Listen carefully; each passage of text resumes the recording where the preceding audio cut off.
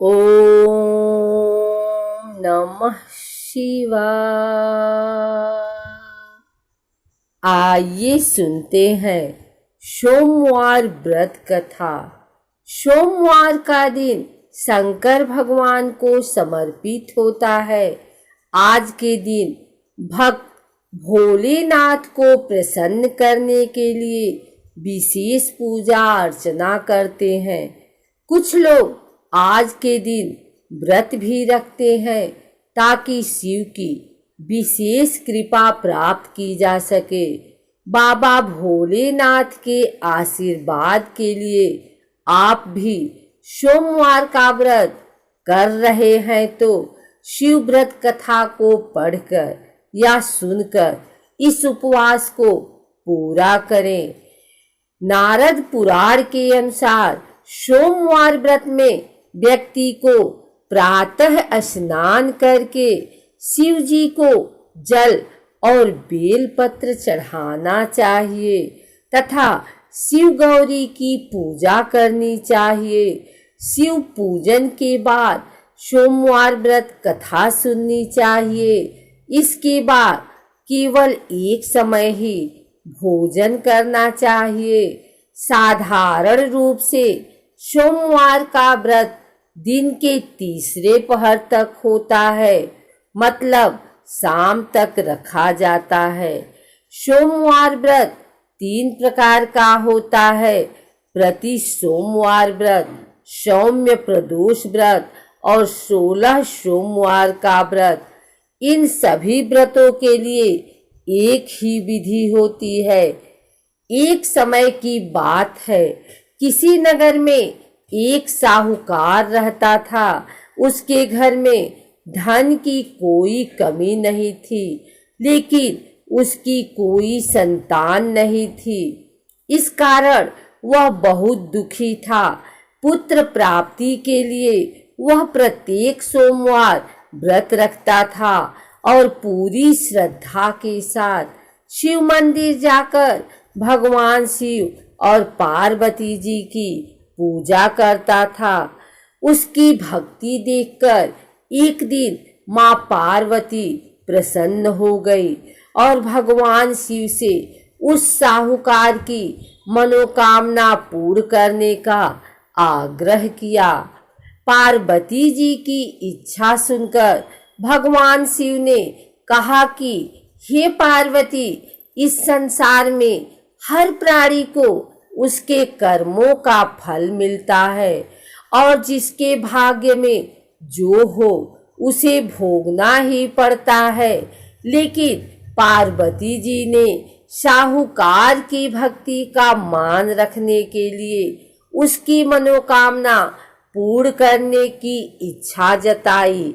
माता पार्वती के आग्रह पर शिव जी ने साहूकार को पुत्र प्राप्ति का वरदान तो दिया, लेकिन साथ ही यह भी कहा कि उसके बालक की आयु केवल 12 वर्ष होगी।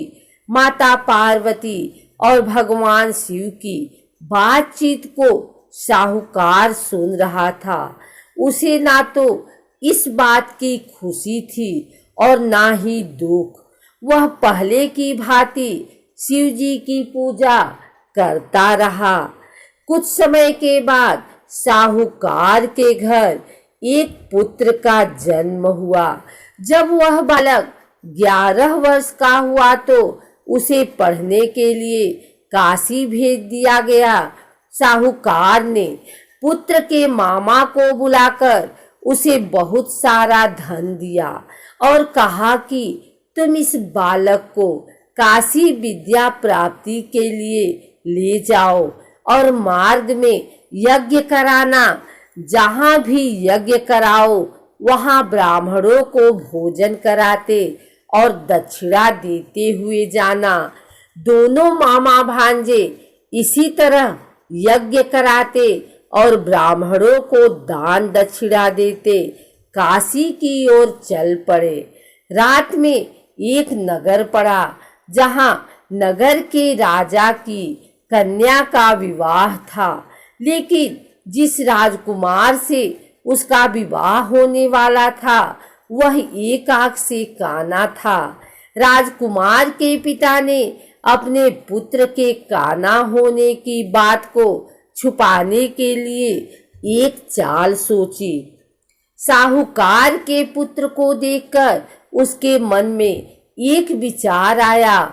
उसने सोचा क्यों न इस लड़के को दूल्हा बनाकर राजकुमारी से विवाह करा दूं।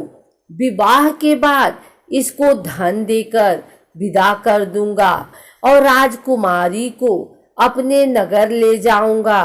लड़के को दूल्हे के वस्त्र पहनाकर राजकुमारी से विवाह कर दिया गया। लेकिन साहूकार का पुत्र ईमानदार था। उसे इस बात से न्याय संगत नहीं लगी। उसने अवसर पाकर राजकुमारी के चुन्नी के पल्ले पर लिखा कि तुम्हारा विवाह तो मेरे साथ हुआ है, लेकिन जिस राजकुमार के संग तुम्हें भेजा जाएगा वह एक आंख से काना है। मैं तो काशी पढ़ने जा रहा हूँ। जब राजकुमारी ने चुन्नी पर लिखी बातें पढ़ी तो उसने अपने माता पिता को यह बात बताई। राजा ने अपनी पुत्री को विदा नहीं किया, जिससे बारात वापस चली गई।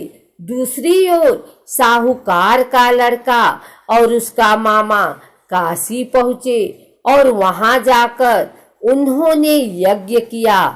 जिस दिन लड़के की आयु 12 साल की हुई, तबीयत कुछ ठीक नहीं लगी। लड़के ने अपने मामा से कहा कि मेरी तबीयत ठीक नहीं है।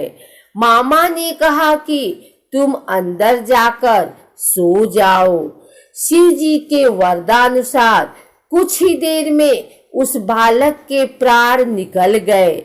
मृत भांजे को देख उसके मामा ने विलाप शुरू किया। संयोगवश उसी समय शिव जी और माता पार्वती उधर से जा रहे थे। पार्वती ने भगवान से कहा, स्वामी, मुझे इसके रोने के स्वर सहन नहीं हो रहा। आप इस व्यक्ति के कष्ट को अवश्य दूर करें। जब शिव जी मृत बालक के समीप पहुँचे तो वह बोले कि यह उसी साहूकार का पुत्र है जिसे मैंने 12 वर्ष की आयु का वरदान दिया था।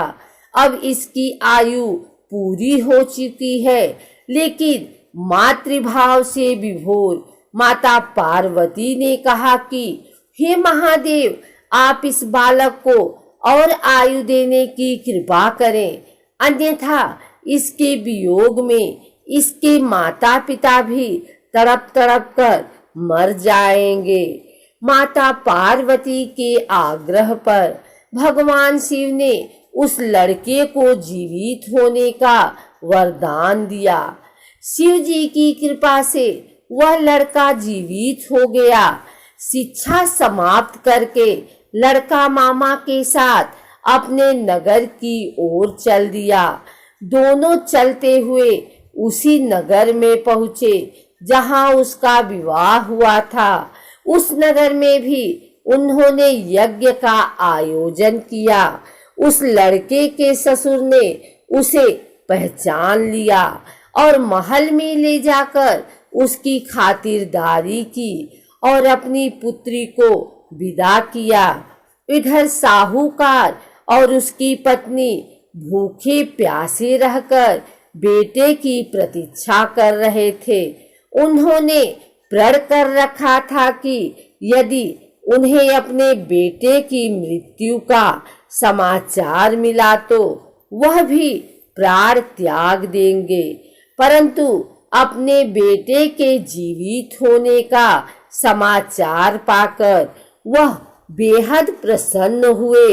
उसी रात भगवान शिव ने व्यापारी के स्वप्न में आकर कहा, हे श्रेष्ठी, मैंने तेरे सोमवार के व्रत करने और व्रत कथा सुनने से प्रसन्न होकर तेरे पुत्र को लंबी आयु प्रदान की है। इसी प्रकार जो कोई सोमवार व्रत करता है या कथा सुनता और पढ़ता है, उसके सभी दुख दूर होते हैं और समस्त मनोकामनाएं पूर्ण होती हैं।